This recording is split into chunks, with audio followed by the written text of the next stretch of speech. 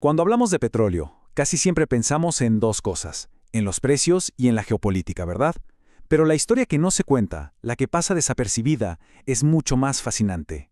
Hoy vamos a explorar esa increíble y complejísima maquinaria física que de verdad mueve el crudo por todo el mundo.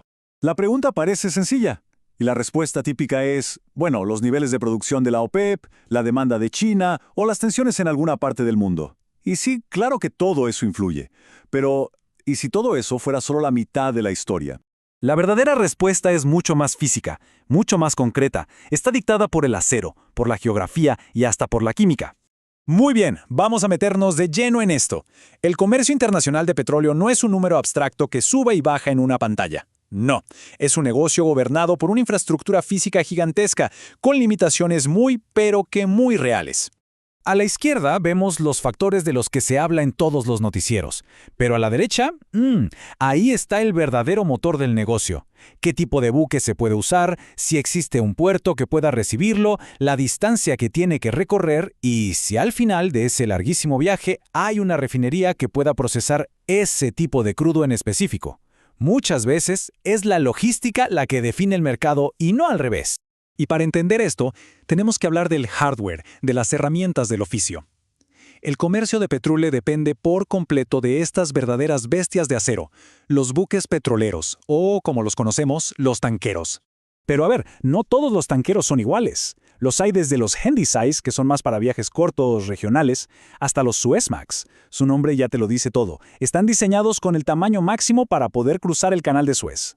Y luego están los reyes de los océanos, los VLCC, o Very Large Crude Carriers.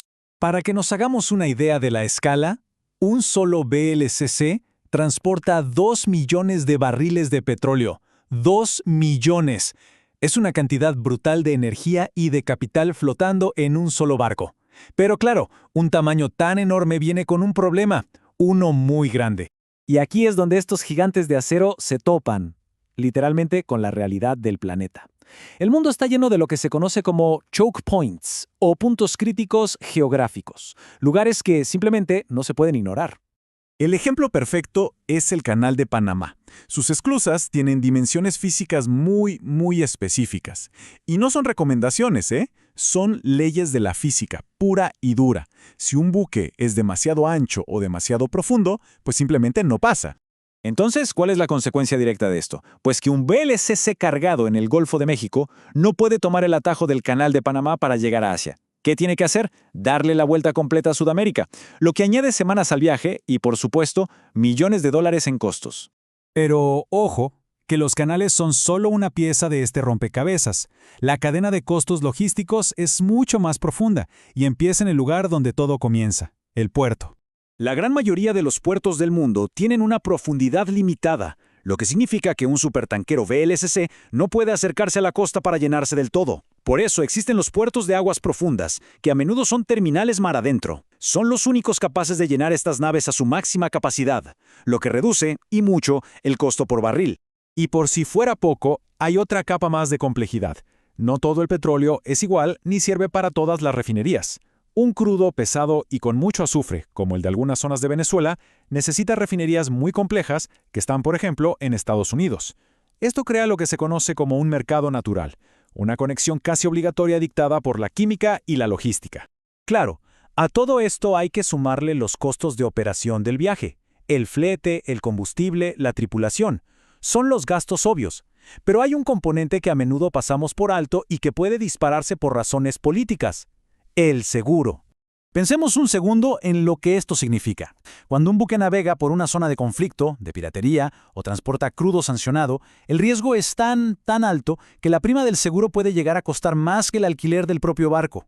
De repente, el riesgo geopolítico se convierte en un costo tangible y masivo. Ante todas estas limitaciones, la industria se las ha ingeniado y ha desarrollado soluciones, a veces ingeniosas y a veces controvertidas. Una de las más comunes es la transferencia ship-to-ship, o STS. Ahora, ¿por qué hacer estas operaciones tan riesgosas en mar abierto? Bueno, a veces es por pura eficiencia. Un barco pequeño carga en un puerto de poca profundidad y luego le pasa el crudo a un VLCC que espera en aguas más profundas. Pero También es una técnica muy utilizada por países bajo sanciones como Irán, Venezuela y Rusia, para ocultar el origen de su petróleo. Bien, entonces, si juntamos todas las piezas del rompecabezas, el tamaño del barco, los límites de un canal, la profundidad de un puerto y la química del propio crudo, cuando lo hacemos, emerge una imagen muy clara. Pensemos por un momento en el ciclo completo de un VLCC que va de América a Asia. Entre la carga, el largo viaje de ida, la descarga y el viaje de regreso, que a menudo lo hace vacío, pueden pasar entre 80 y 120 días. Es una cantidad enorme de tiempo y de capital inmovilizado en un solo viaje. Y aquí está la conclusión clave de todo esto. Un país puede tener miles de millones de barriles de petróleo bajo tierra, pero si no tiene puertos de aguas profundas, una flota adecuada o acceso a refinerías compatibles, pierde toda su competitividad.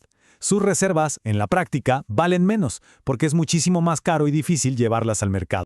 Al final del día, esta frase lo resume todo a la perfección.